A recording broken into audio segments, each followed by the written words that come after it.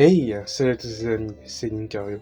Aujourd'hui on se retrouve pour une nouvelle vidéo qui fait suite à une vidéo que j'ai fait en 2022 qui s'appelait Ces animés seront masterclass en 2022.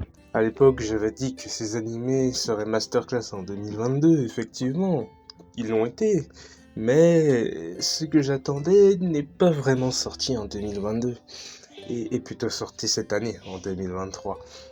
Donc aujourd'hui, je vais vous donner mon ressenti sur les deux animés dont j'avais parlé il y a un an. Et c'est parti. Pokémon. Ah, Pokémon. Une licence magnifique, n'est-ce pas? Avec un animé qui l'est tout autant. Car Sacha est devenu le dresseur le plus fort du monde. Et oui, Sacha est enfin devenu le meilleur dresseur. Le combat qui opposa Pikachu à Dracofeu, Sacha contre Tarak, fut incroyable. Ce fut l'un des meilleurs combats de la série.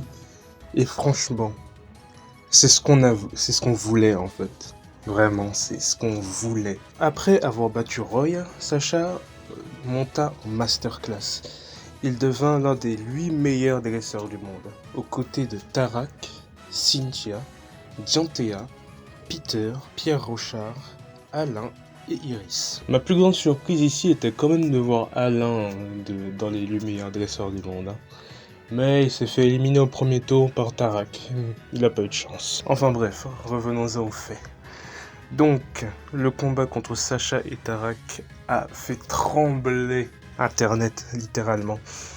Savoir que c'était le dernier combat de Sacha et de plus savoir qu'il a gagné. Il est devenu le meilleur dresseur du monde. C'est incroyable. Après toutes ces années de bataille à la Ligue.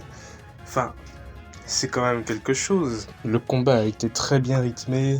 Il y a eu de bons moves. Surtout au début, le move qui m'a le plus étonné, c'était Pyrobut Sable Ardent. Avec son talent, pas protéin, mais libéraux, il est devenu de type sol. Du coup, il n'a pas pris le tonnerre de Pikachu. Et ça, c'était une action qui m'a... Waouh, j'ai trouvé incroyable. Le plus fou aussi, c'était aussi le moment où Eternatus venait voir le combat. Parce que apparemment, ils étaient en danger parce qu'il y avait trop de Galarion. Et genre, Eternatus il est venu et il a redonné du Gigamax. Du coup on a vu un Gigamax Pyrobut et Pikachu. Avec une seule attaque bien sûr parce que je pense que ça aurait été fait beaucoup.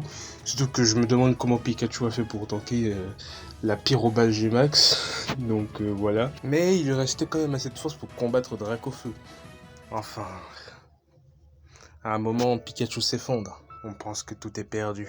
Mais Pikachu se rappelle de ses amis qui l'ont toujours supporté à travers ses aventures. Et là, il se réveille, en utilisant tout le pouvoir d'un vrai Pokémon électrique. Et là, le combat peut vraiment commencer. Pikachu libère une puissante attaque tonnerre, tandis que Dracofeu libère une déflagration des plus dévastatrices. Les deux adversaires ont l'air d'être à force égale. Mais Pikachu fut plus puissant et Dracofeu finit KO. Vainqueur, Sacha Ketchum. Comme je vous l'ai déjà dit, ce combat m'a beaucoup plu, je l'ai adoré. Je regardais le jour J où il est sorti.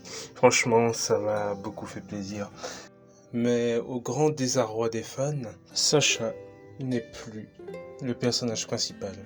Bien sûr, la série Pokémon continue toujours, mais Sacha n'est plus le héros de l'anime. Bien sûr, je regarde toujours Pokémon, avec la série Pokémon Les Horizons qu'il y a en ce moment.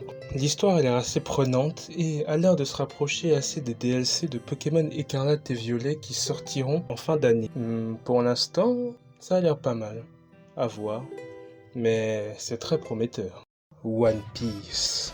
Ah, on va parler de quelque chose d'un peu plus récent. Récemment est sorti l'épisode 1071. Enfin, nous avons entendu retentir les tambours de la libération. Après un an d'attente, on l'a enfin animé de la manière dont il le mérite. Aussi drôle que puissant, les Girfifth. de Luffy.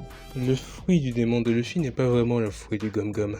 C'est en fait le fruit de l'humain. Un Zoan mythique, le modèle Nika. Grâce au Gear 5, Luffy est devenu surpuissant.